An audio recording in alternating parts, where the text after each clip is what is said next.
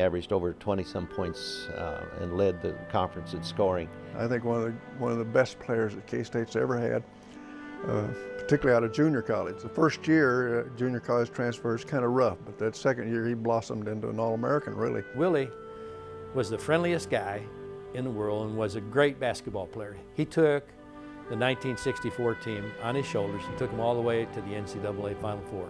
When Willie first came here and played, we scrimmaged, and I couldn't believe it. I remember calling my dad and saying, "You won't believe this guy.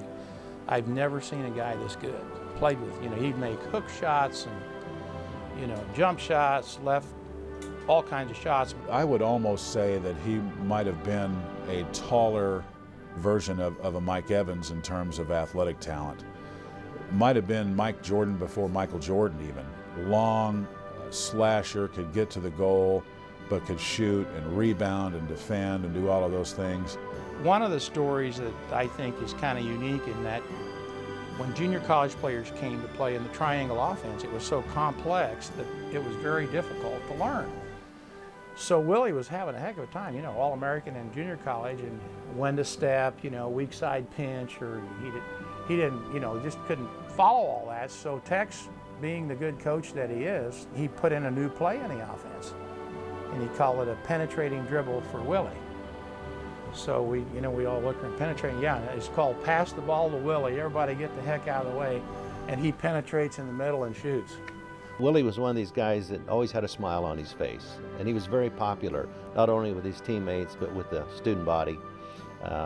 They have what's called an FMOC, Favorite Man on Campus. And Willie won that his senior year. He's very popular with the students and is not recognized for really the quality of player he was and how instrumental he was in leading us to our Final Four participation our senior year. When you ask somebody to list their grades for K-State, most people will go quite a ways before they even think about throwing Willie Morrell's name in there. I think it's because his career was so short at K-State that maybe some people don't recognize his brilliance. Willie Morrell is probably the one K-Stater I would pay to go back and watch play. You just look at the stats he put up. He's the only K-Stater that was named to the Final Four All-Tournament team. He's kind of the forgotten hero of K-State. Willie Morrell could play any place.